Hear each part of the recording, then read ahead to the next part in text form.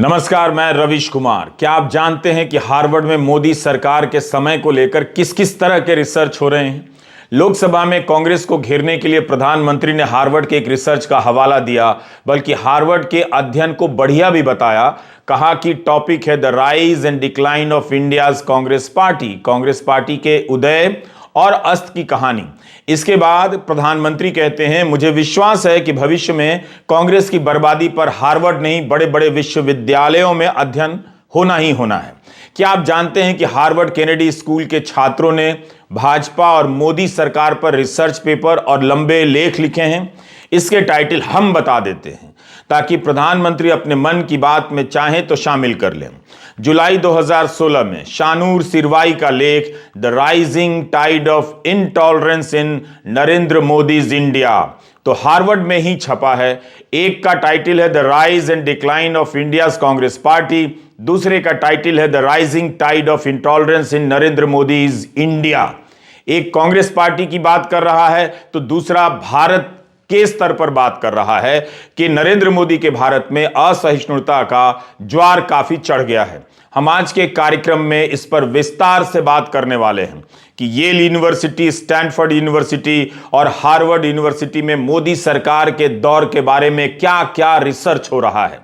आपको याद होगा, पिछले महीने इन जैसे विदेशी संस्थानों के भारत में कैंपस खोलने को लेकर यूजीसी ने एक ड्राफ्ट निकाला जिसकी तारीफ होने लगी। लेकिन पहले हम आपके ध्यान में फिर से उन खबरों को लाना चाहते हैं जो पिछले 10 दिनों से दुनिया भर के अखबारों में छप रही हैं। उनमें भी काफी रिसर्च है, बढ़िया स्टडी है। प्रधानमंत्री खुद उनका संज्ञान नहीं ले रहे हैं, लोकसभा में जवाब नहीं दे रहे हैं, लेकिन कांग्रेस को घेरने के लिए हार्वर्ड की स्टडी का हवाला दे रहे हैं। द इकोनॉमिस्ट का कवर देखिए। आर्थिक खबरों में इकोनॉमिस्ट की अपनी साख है। असहमति रखने वाले भी इसकी रिपोर्ट देख लेते होंगे। इसके कवर पर गौतम अडानी की तस्वीर छपी है। अंग्रेजी में लिखा है the parable of Adani. Parable ऐसी कहानी होती है जिसके जरिए बड़ा संदेश दिया जाता है। तो अडानी की कहानी का संदेश क्या है? हाल के कई वर्षों में यह भारत की पूंजीवादी व्यवस्था का सबसे मुश्किल इम्तिहान है, इकोनॉमिस्ट लिखता है। यह भी लिखता है कि एक टाइकून का इस तरह से पतन होना मोदी को राजनीतिक रूप से भी शर्मसार करेगा। क्या इस तरह की खबरों का छपना भारत की छवि के लिए अच्छा है? इकोनॉमिस्ट ने लिखा है कि मोदी सरकार के इन वर्षों में भारत में जो चेक और बैलेंस था, सत्ता का संतुलन था, वह उजड़ रहा है। इनकी सरकार ने कोर्ट से लेकर पुलिस की स्वायत्तता को चोट पहुंचाई है। मीडिया डरपोक हो गया है, वह ताकतवर लोगों के खिलाफ जांच तक नहीं करता। बहुत ही कम भारतीय अखबारों ने हिंडनबर्ग की इस रिपोर्ट को हाथ लगाया है, मुश्किल सवाल तक नहीं पूछा है। इसमें एनडीटीवी के खरीदने पर भी टिप्पणी की गई है। अब एनडीटीवी के पत्रकार काऊ हग डे के बहाने गाय को गले लगाने की कोशिश कर रहे हैं। भारत की नियामक संस्था सेबी की साख दांव पर लगी है। दुनिया भर की संस्थाएं अपने स्तर पर जांच कर रही हैं और यहां भाषण चल रहा है कि भारत का डंका बज रहा है। इसे आप डंका बजना कहते हैं? द इकोनॉमिस्ट ही नहीं, wall street journal, Bloomberg, financial times, ये सब दुनिया के बड़े आर्थिक अखबार हैं। इनमें एक खबर प्रधानमंत्री की तारीफ में छप जाए तो बीजेपी के सारे सांसद ट्वीट करने लग जाएंगे। लेकिन क्या भारत की जनता नहीं देख रही है कि अडानी प्रकरण के बाद से भारत को लेकर किस तरह की खबरें छप रही हैं? यह ब्लूमबर्ग बिजनेस वीक का कवर है। इस पर लिखा है कि एशिया के सबसे धनी आदमी से मिलिए। तस्वीर में नाक के पास कागज फटा हुआ है और लिखा है कि एक शॉट से अडानी के 100 अरब डॉलर उड़ गए, यानी नाक कट गई। इसके पेज नंबर 20 पर जो रिपोर्ट है उसकी तस्वीर भी देख लीजिए और रिपोर्ट भी पढ़िए। इसके साथ लिखा है कि अडानी डाउनसाइज्ड, यानी उनका कद छोटा हो गया, उनका साम्राज्य के पर कतर गए। 1 फरवरी को टाइम पत्रिका की इस खबर का शीर्षक भी इकोनॉमिस्ट की तरह है, ब्लूमबर्ग की तरह है। यही लिखा है कि अपने चुनावी अभियानों के समय मोदी अडानी के हवाई जहाज में उड़ा करते थे। यही तस्वीर तो राहुल गांधी ने संसद में दिखा दी। टाइम लिखता है कि दोनों की दोस्ती का लाभ अडानी को हुआ। मोदी के प्रधानमंत्री बनने के बाद अडानी की संपत्ति में 230% की वृद्धि हो गई। 2014 में 1.9 बिलियन डॉलर से 26 बिलियन डॉलर पर पहुंच गए। क्या इस तरह से भारत का दुनिया में डंका बज रहा है? प्रधानमंत्री बार बार कहे जा रहे हैं कि दुनिया में भारत का नाम हो रहा है, साख बढ़ रही है। तो क्या इन खबरों से भारत की साख बढ़ रही है, नाम हो रहा है, या नाक कट रही है? अदानी पर कॉरपोरेट के इतिहास का सबसे बड़ा फ्रॉड का आरोप लगा है। क्या इससे भारत को लेकर दुनिया में डंका बज रहा है? क्या आप इसे डंका बजना कहेंगे? दुनिया में इन खबरों से बदनामी हो रही है और प्रधानमंत्री कह रहे डंका बज रहा है। कायदे से जांच कराते और इन सब सवालों के जवाब देते तो लगता कि भारत में जांच एजेंसियां सबके लिए काम करती हैं, बराबर से काम करती हैं। क्या यह डंका बजना हुआ कि अदानी पर लगे आरोपों में प्रधानमंत्री का नाम भी जोड़ा जा रहा है? जिस वक्त दुनिया भर में इस मामले में सवाल हो रहे हैं, प्रधानमंत्री कह रहे हैं डंका बज रहा है। डंका बजने वाली एक और खबर देखिए। ब्लूमबर्ग में खबर छपी है कि जापान में भी फंड के मैनेजर सतर्क हो गए हैं, बताने लग गए हैं कि अदानी समूह में म्यूचुअल फंड का कितना पैसा लगा है। नोमुरा होल्डिंग्स इंक की पैसों का मैनेजमेंट करने वाली इकाई ने सार्वजनिक रूप से जानकारी दी है कि अदानी की कंपनियों में कितना निवेश हुआ है। Sumitomo Mitsui Financial Group Inc और मिजुहो फाइनेंशियल ग्रुप इंक ने भी ऐसा ही किया है। जिस तरह से शेयरों में गिरावट आ रही है, सबको अपने निवेश के डूब जाने की चिंता होने लगी है। इन कंपनियों की चिंताएं बढ़ गई हैं कि अगर उनका निवेश डूब गया तो जिनका पैसा लगाया था उसे क्या जवाब देंगे? तो क्या अदानी की खबर से आप अब भी कहेंगे कि भारत का दुनिया में डंका बज रहा है? बदनामी होने को डंका बजना कहते हैं। अब हम आते हैं आज के विषय पर। प्रधानमंत्री ने कहा कि हार्वर्ड में कांग्रेस के पतन पर एक अध्ययन हुआ है। 2016 में जब नोटबंदी का फैसला लिया गया तो कई तरह के गंभीर सवाल उठे। आज तक जनता को पता नहीं कि उस तबाही भरे फैसले का फायदा क्या हुआ। उस नोटबंदी के 6 साल बाद कॉरपोरेट के इतिहास में सबसे बड़े फ्रॉड की कहानी भारत से निकलती है, मगर जांच एजेंसियां ना तो सक्रिय नजर आती हैं और ना प्रधानमंत्री अदानी का नाम लेकर इस मामले में कुछ कह सकते हैं। लेकिन नोटबंदी के समय जब हार्वर्ड जैसे संस्थानों से पढ़े और पढ़ाने वाले अर्थशास्त्रियों ने इस फैसले पर सवाल उठाए, तब प्रधानमंत्री मोदी ने हार्वर्ड का मजाक उड़ा दिया। कहा कि हार्ड वर्क करने वालों को, खुद को हार्ड वर्क करने वाला बताते थे, कहा कि हार्ड वर्क करने वालों को हार्वर्ड की जरूरत नहीं पड़ती है। जरूरत तो पड़ गई। बाकायदा रैली में हार्वर्ड के बारे में प्रधानमंत्री ने कहा था। 1 मार्च 2017 को उन्होंने कहा कि हार्वर्ड वालों का अर्थशास्त्र किताबों में रह गया। हार्ड वर्क करने वालों ने देश की अर्थव्यवस्था को नीचे नहीं आने दिया। आज हालत यह हो गई है कि उसी हार्वर्ड वालों की किताब का रिसर्च निकालकर प्रधानमंत्री मोदी कांग्रेस को घेर रहे हैं। हार्वर्ड वालों के हार्ड वर्क का राजनीतिक फायदा उठा रहे हैं। जब खुद पसंद नहीं आता तो हार्वर्ड वालों की पढ़ाई लिखाई को किताबी बता देते हैं, और जब पसंद आता है तो उनकी किताब का चैप्टर लेकर संसद में आ जाते हैं।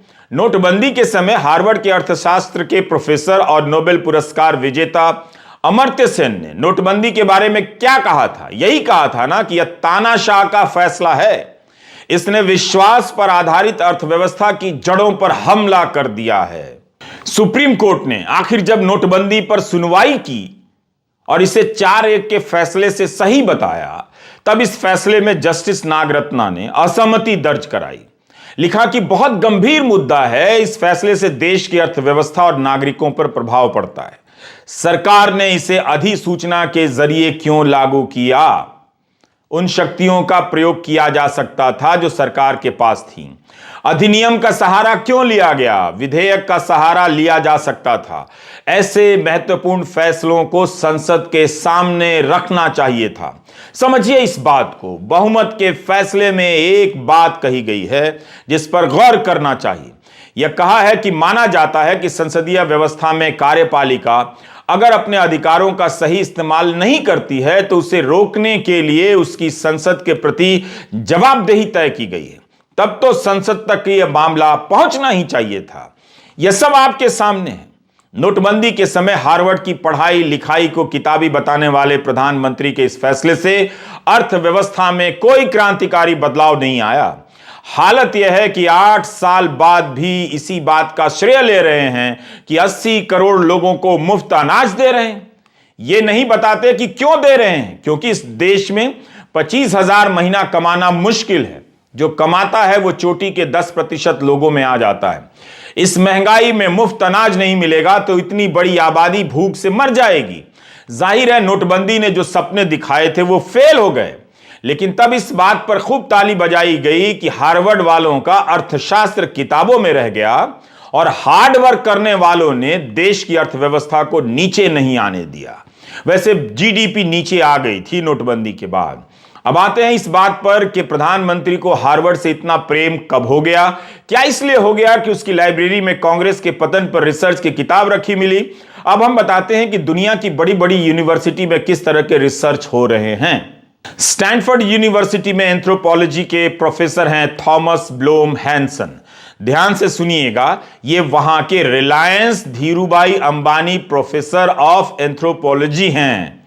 इनकी और ग्योटिंगन में पढ़ाने वाली श्री रूपा रॉय की किताब का टाइटल है saffron Republic, Hindu nationalism and state power in India. यह किताब तो पिछले साल कैम्ब्रिज यूनिवर्सिटी प्रेस से छपी है। संपादकों ने लिखा है कि यह किताब समकालीन हिंदुत्व को लोकतांत्रिक तानाशाही या तानाशाही लोकवाद के रूप में देखती है। यह एक ऐसी राजनीति है जो संवैधानिक लोकतंत्र के विचारों और प्रक्रियाओं को बढ़ावा देती हुई उनका ही उल्लंघन करती है। इस किताब में दिल्ली दंगों का विवरण है। लिखा है कि भाजपा के चुने हुए नेताओं और अधिकारियों ने खुलेआम मुस्लिम विरोधी हिंसा का आह्वान किया और इनके खिलाफ बाद में पुलिस ने कार्रवाई तक नहीं की। इस किताब में यह भी लिखा है कि किस तरह से नागरिकता कानून विरोधी शांतिपूर्ण प्रदर्शन को भाजपा के छोटे नेताओं से लेकर मोदी और शाह ने परोक्ष या अपरोक्ष रूप से एंटी नेशनल करार दिया। यह भी लिखा है कि उस हिंसा में हिंदुओं की भी मौत हुई तो यह सब किसी समुदाय को संत के रूप में दिखाने के लिए नहीं कहा जा रहा है, मगर उस समय खास तौर पर मुस्लिम विरोधी माहौल बनाया गया जिसका उस हिंसा में बड़ा योगदान रहा। अगर इस किताब की चर्चा राहुल गांधी लोकसभा में कर देते तो बीजेपी की सांसद मांग करने लगते कि कार्यवाही से हटा दी जाए, मगर इस किताब के संपादक का नाम भी ठीक से देख लीजिए। स्टैनफोर्ड यूनिवर्सिटी के Reliance Dhirubhai Ambani professor of anthropology Thomas Blom Hansen इसके संपादक हैं। अगर कांग्रेस के पतन पर अध्ययन हुआ है तो भारत में नव हिंदुत्व के नाम पर लोकतंत्र को खत्म किए जाने के प्रयासों पर भी अध्ययन हो रहे हैं। किताबें छप चुकी हैं। कांग्रेस के पतन पर भारत की कई यूनिवर्सिटी में आज से नहीं पिछले 40 साल से शानदार रिसर्च हुए। प्रधानमंत्री एंटायर रिसर्च साइंस को ही अपने भाषण में रख सकते थे। एंटायर प्रधानमंत्री को हार्वर्ड की लाइब्रेरी से यही लेख मिला कि कांग्रेस का उत्थान और पतन कैसे हुआ। हम इन उदाहरणों से यह भी बताना चाहते हैं कि उनके यहां तो आपकी सरकार को लेकर भी बहुत गंभीर अध्ययन हो रहे हैं। क्या आप उसे स्वीकार करना चाहेंगे? येल यूनिवर्सिटी भी अमेरिका की एक बड़ी यूनिवर्सिटी है। इसके प्रोफेसर की एक किताब का जिक्र करने वाला हूं। स्टीवन आई विल्किंसन की यह किताब कैम्ब्रिज यूनिवर्सिटी प्रेस से छपी है। इस किताब में उन्होंने गहराई से भारत की चुनावी राजनीति में दंगों के इतिहास पर शोध किया है। कई पार्टियों के दंगों के इतिहास पर लिखा है, कांग्रेस और भाजपा दोनों के। बताया है कि कैसे चुनाव जीतने के लिए दंगों को गढ़ा जाता है। कुछ सरकारें दंगे रोकती हैं, कुछ नहीं रोकती हैं। तो क्या प्रधानमंत्री इस किताब के बारे में बात करना चाहेंगे संसद में? पर इस किताब में बीबीसी की डॉक्यूमेंट्री वाली कई सारी बातें लिखी हैं। तो क्या इस किताब को भी बैन कर देंगे? प्रधानमंत्री कहते हैं कि दुनिया भर में भारत का डंका बज रहा है। बीबीसी ने हाल ही में लंदन के दर्शकों के लिए, ब्रिटेन के दर्शकों के लिए एक डॉक्यूमेंट्री दिखाई। उसमें गुजरात दंगों के समय उनकी भूमिका को लेकर सवाल है, मगर ज्यादा सवाल तो ब्रिटेन की सरकार से थे। मगर भारत में उस डॉक्यूमेंट्री को बैन कर दिया गया। तो क्या भारत का डंका बज रहा होगा? बीबीसी की डॉक्यूमेंट्री बैन करने से किस तरह से दुनिया में भारत का डंका बज जाता है, जरा बताइए। अब हार्वर्ड केनेडी स्कूल के छात्रों ने जो भाजपा और मोदी सरकार पर रिसर्च पेपर लिखे हैं उसका नाम हम फिर से बता रहे हैं। कुछ का नाम हम पहले बता चुके हैं। मई 2019 में कल्पना जैन का लेख है cow vigilantes and the rise of Hindu nationalism, और जुलाई 2016 में शानूर सिरवाई का लेख जिसके बारे में हमने शुरू में ही बताया, the rising tide of intolerance in Narendra Modi's India. 2015 में लंबा चौड़ा लेख छपा Indian media crisis in the fourth state. इसमें प्रधानमंत्री मोदी और मीडिया के रिश्ते पर खूब लिखा गया, कैसे कुछ मीडिया गोदी हो गया और जो कुछ नहीं हुआ उसने किन कठिनाइयों का सामना किया है। इसी तरह negotiating democracy and religious pluralism India, Pakistan and Turkey, जो ऑक्सफोर्ड यूनिवर्सिटी प्रेस से छपी है। इस किताब के संपादक हैं कैरन बार्के, सुदीप्ता कविराज और वत्सल नरेश। बार्के यूनिवर्सिटी ऑफ कैलिफोर्निया बर्कली में प्रोफेसर हैं। सुदीप्ता कविराज कोलंबिया यूनिवर्सिटी में पॉलिटिकल साइंस के प्रोफेसर हैं। वत्सल हार्वर्ड में सोशल स्टडीज पढ़ाते हैं। इस किताब में भारत में लोकतंत्र, धर्म की राजनीति और मौजूदा राजनीतिक परिवेश पर आपको लेख मिल जाएंगे। कांग्रेस का पतन कैसे हुआ, इस रिसर्च को पढ़ना चाहिए, लेकिन प्रधानमंत्री को यह भी पढ़ना चाहिए कि उनकी सरकार के समय मीडिया, असहिष्णुता, लोकतंत्र को लेकर किस तरह के सवालों पर अध्ययन हो रहे हैं। दुनिया के अखबारों में अदानी प्रकरण को लेकर भारत की चर्चा किस तरह से हो रही है। जिस तरह से दुनिया भर में अदानी को लेकर खबरें छप रही हैं, उन खबरों को बताने के लिए अलग से एक चैनल लॉन्च करना पड़ेगा, अदानी समाचार के नाम से। अदानी समाचार में पहली खबर है जापान से। निके एशिया में रोज के हांदा की रिपोर्ट छपी है कि अदानी पर जो कर्जा है वह भारत की अर्थव्यवस्था का 1% से अधिक हो गया है। यह निके ने अपने विश्लेषण में पाया है, जिससे पता चलता है कि समूह का विस्तार कितना बड़ा है। अदानी की 10 कंपनियों पर 3 लाख करोड़ से अधिक का कर्जा बताया गया है। हम इनके अध्ययन की पुष्टि तो नहीं कर सकते, मगर अदानी समाचार के तहत इनका संकलन कर सकते हैं, ताकि आपको पता चले कि दुनिया में भारत का डंका किस तरह से बज रहा है। इस अध्ययन में बताया गया है कि फ्रॉड के आरोपों के बाद निवेशक कर्जे को लेकर चिंतित हैं। अदानी समाचार में दूसरी खबर है फ्रांस से। फ्रांस की टोटल एनर्जी ने अदानी के साथ $4 अरब के निवेश की योजना पर रोक लगा दी है। पिछले साल जून में दोनों की साझेदारी का ऐलान हुआ था, मगर दस्तखत नहीं हुए थे। पिछले साल की घोषणा के अनुसार total energy Adani new industry limited में 25% की हिस्सेदारी लेने वाला था। टोटल एनर्जी के चीफ ने कहा है कि जब तक चीजें साफ नहीं हो जाती हैं, हाइड्रोजन प्रोजेक्ट रुका रहेगा। अदानी समाचार में आज की तीसरी खबर, एमएससीआई एक काफी बड़ा इंडेक्स है। इनके इंडेक्स पर कैपिटल के मुताबिक किसी कंपनी का हिस्सा होता है, यानी जिस कंपनी का कैपिटल अधिक होता है उसका भार ज्यादा होता है। पिछले 10-12 दिनों में अदानी के स्टॉक्स में जो उतार चढ़ाव आए, उसके चलते अपने फरवरी समीक्षा में एमएससीआई ने यह फैसला लिया है कि अदानी ग्रुप के फ्री फ्लोट और मार्केट कैपिटलाइजेशन में 1 मार्च से कटौती कर देगा। सीएनबीसी ने लिखा है कि एमएससीआई के मुताबिक कुछ निवेशकों को हमारे नियमों के अनुसार फ्री फ्लोट की श्रेणी में नहीं रखा जाना चाहिए। अदानी के 8 स्टॉक जो एमएससीआई स्टैंडर्ड इंडेक्स में शामिल थे, उनमें से 4 का वेटेज यानी वजन घटा दिया गया है। इसमें Adani enterprises, total gas transmission और एसीसी शामिल हैं। इससे इन स्टॉक से काफी आउटफ्लो होने की आशंका है, यानी शेयर कैपिटल के और गिरने की आशंका जताई जा रही है।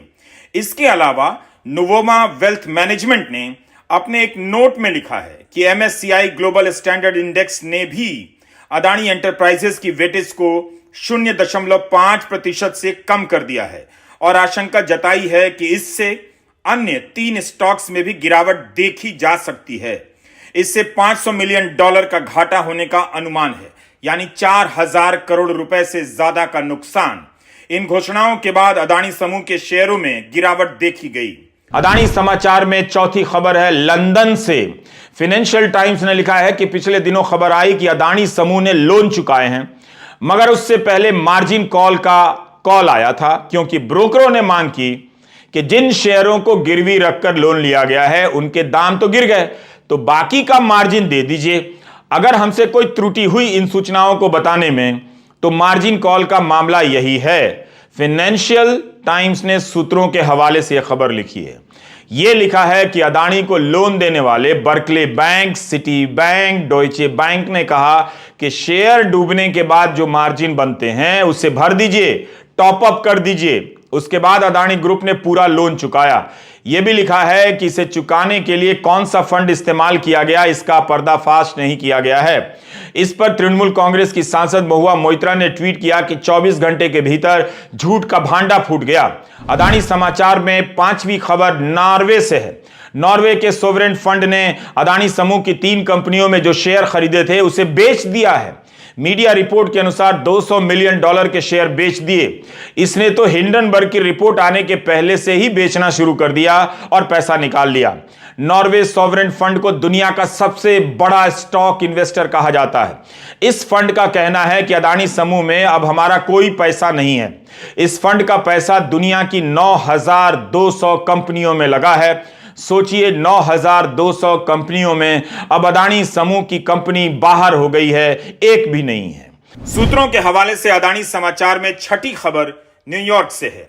फाइनेंशियल टाइम्स ने खबर छापी है कि गौतम अदानी ने वॉल स्ट्रीट की एक ताकतवर एक्टिविज्म डिफेंस लॉ फर्म को हिंडनबर्ग के खिलाफ लड़ाई में हायर किया है। सूत्रों ने फाइनेंशियल टाइम्स को बताया है कि पिछले कुछ दिनों में न्यूयॉर्क के कई बड़े वकीलों से अदानी समूह ने इस मामले को लेकर विमर्श किया है और अब वैक्टेल लॉ फर्म को हायर किया है, जो अमेरिका की सबसे महंगी लॉ फर्म्स में से एक है।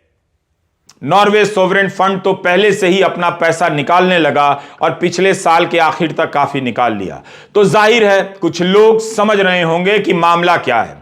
दुनिया का सबसे बड़ा फंड 9,200 कंपनियों में निवेश करता है और भारत की सबसे बड़ी कंपनी से निवेश निकाल लेता है। क्या इस खबर से दुनिया में भारत का डंका बज रहा है? दुनिया भर में अदानी को लेकर जितनी खबरें छपी हैं, अगर उनका आप संकलन कर लेंगे तो पता चलेगा कि भारत की कितनी बदनामी हो रही है। इन खबरों को बताने के लिए अलग से अदानी समाचार शुरू कर दीजिए। अदानी ग्लोबल चैनल बनाना चाहते थे, फाइनेंशियल टाइम्स की तरह। उसी फाइनेंशियल टाइम्स में उनके समूह को लेकर जिस तरह की खबरें छप रही हैं, क्या भारत के चैनल पर उसका कवरेज देख पा रहे हैं? आज अदानी समूह को लेकर ग्लोबल अखबारों से इतनी खबरें आ रही हैं कि भारत के लोकल चैनलों की बस की बात नहीं है कि उसे कवर कर सकें, और यह बात भी ग्लोबल अखबारों में छप रही है।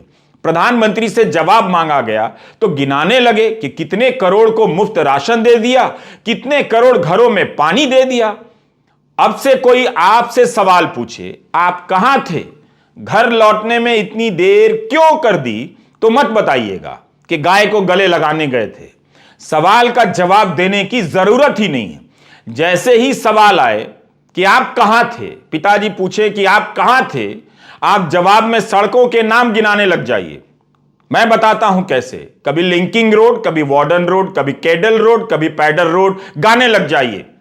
नमस्कार, मैं रविश कुमार।